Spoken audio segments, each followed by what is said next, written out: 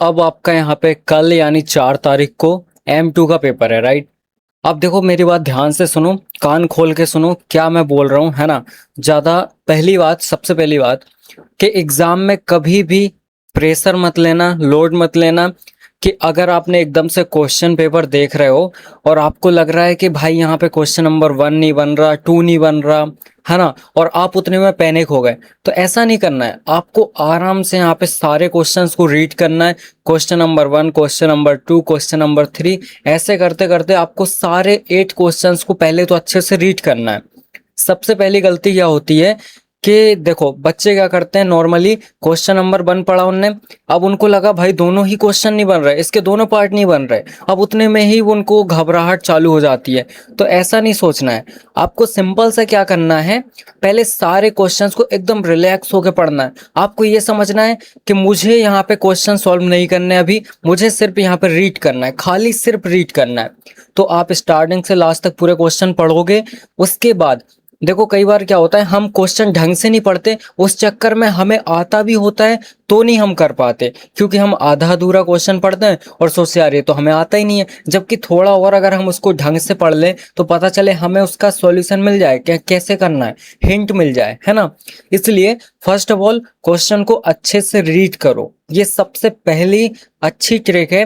मतलब किसी भी पेपर को आप सॉल्व कर रहे हो, है ना, किसी भी एग्जाम में बैठे हो, सबसे पहले क्या करना है, क्वेश्चन पेपर को रीड करो, आराम से शांति से बैठो एकदम। उसके बाद फिर आपको क्या करना है, जैसे आपने सारे क्वेश्चन पढ़ लिए, उसके बाद आपको कोई एक क्वेश्चन सेलेक्ट करना है जिसके आपको दोनों पार्ट आ रहे हो, मतलब ए भी आ रहा हो और बी भी आ रहा हो, है ना।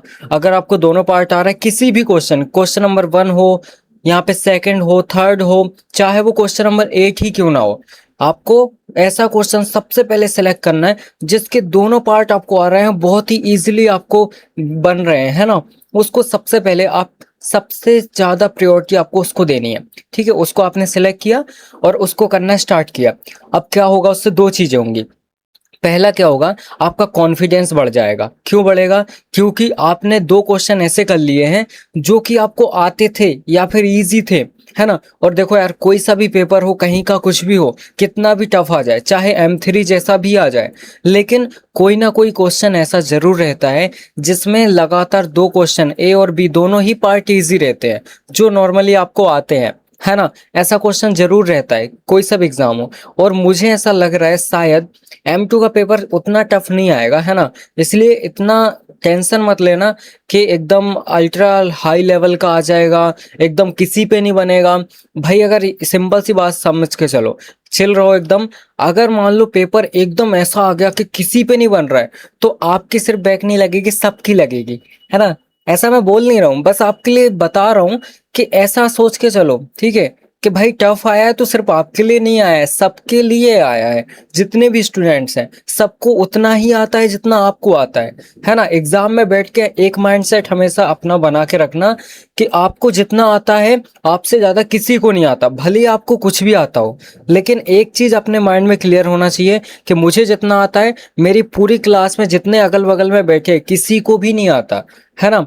बस ये चीज आपको समझ के चलनी है, ठीक है। एग्जाम में, और जैसे एग्जाम से पहले आप बैठो ना, तो वहां पे आप वैसे भी 2-3 मिनट, 4 मिनट, 5 मिनट पहले पहुंच जाते हो, तो एक बार मस्त आंख बंद करो, कोशिश करो जितने भी आपको फॉर्मूलेज वगैरह सारी चीजें याद आ रही हैं उसको एक बार रिकॉल करने का ट्राई करो, है ना। एकदम रिकॉल करो, एकदम लंबी सांस लो, है ना, मस्त तरीके से। फिर उसके बाद धीरे से सांस छोड़ो, एकदम रिलैक्स हो जाओ, बिल्कुल शांति से, बिल्कुल, है ना। उसके बाद अपना पेपर स्टार्ट करना चाहिए, तो आधा स्ट्रेस तो आपका वैसे ही खत्म हो जाएगा, ठीक है। अब उसके बाद फिर रिलैक्स होके बढ़िया पेपर दो, क्योंकि इसमें मैंने खुद देखा है पर्सनली। मैं जब भी एग्जाम देता हूँ, किसी भी चीज का एग्जाम देता हूँ या फिर देता था, तो हमेशा सबसे पहले एग्जाम में जाने से पहले मैं हमेशा 4-5 मिनट आंख बंद करके बैठा रहता था।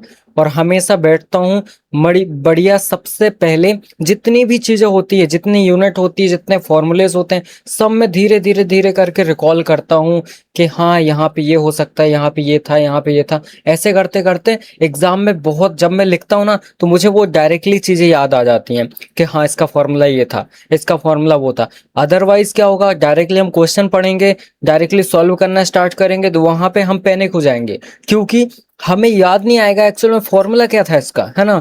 इसलिए मैं बोल रहा हूँ यहाँ पे सिंपल सा, आपको क्या करना है, आराम से शांति से पहले आपको अपने दिमाग को शांत करना है ना। और हाँ, थोड़ा सा यहाँ पे नींद ले लेना। अब हालांकि मुझे नहीं लगता कि कोई नींद लेगा, क्योंकि सिलेबस नहीं हुआ होगा, कुछ पढ़ा नहीं होगा, तो अभी आप लोग पूरी रात पढ़ोगे, है ना। इसलिए ठीक है, पढ़ लेना, कोई दिक्कत नहीं है।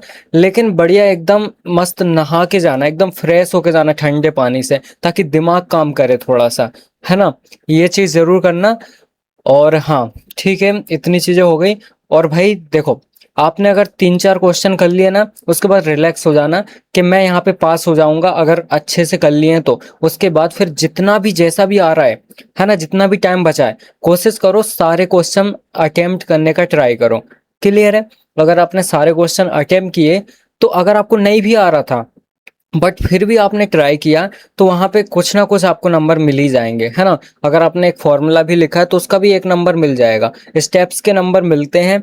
इसलिए मैं बता रहा हूँ, आराम से पेपर देना, है ना। बिल्कुल भी टेंशन मत लेना, मस्त तरीके से। और एक और अच्छी चीज बता रहा हूँ आपको, कि यहाँ पे ये जो वीडियो है ना, ये खजाना वाला, ये 53 मिनट्स का है। अगर आप थोड़ा सा स्पीड में करके देखोगे, तो ये आराम से आपका खत्म हो जाएगा 30 मिनट में या फिर 40 मिनट में, है ना। सो इसको देख लेना, ये बहुत ही ज्यादा इंपॉर्टेंट है। क्यों इंपॉर्टेंट है मैं बताता हूँ। क्योंकि देखो, इसमें क्या है, यूनिट 1 से यूनिट 5 तक आपकी सारी चीजें क्लियर हो जाएंगी। मतलब आपके सारे कॉन्सेप्ट क्लियर हो जाएंगे कि आपको क्वेश्चन कैसे सॉल्व करना है, कैसे कैसे स्टेप्स को फॉलो करना है, फॉर्मूला क्या होता है, सारी चीजें रिकॉल हो जाएंगे। तो या तो आप मॉर्निंग में इसको देख लेना, या फिर अभी नहीं देखना है तो मॉर्निंग में जरूर देख लेना, मॉर्निंग में बहुत काम आएगा आपके, है ना। सो सबसे पहले इसको देख के जरूर जाना। या तो आप जा रहे होगे तो देख लेना थोड़ा सा, है ना। जाते जाते अगर बस वगैरह में जा रहे हो, या फिर एग्जाम से पहले आपको 1-आध घंटा मिला है, ठीक है, आप हो गया थोड़ा बहुत चीज आपकी, तो इसको देख लेना, ठीक है। ये मेरा सजेशन है। बाकी ऑल द बेस्ट आपके एग्जाम के लिए। आई होप आपका एग्जाम बहुत ही अच्छा जाए।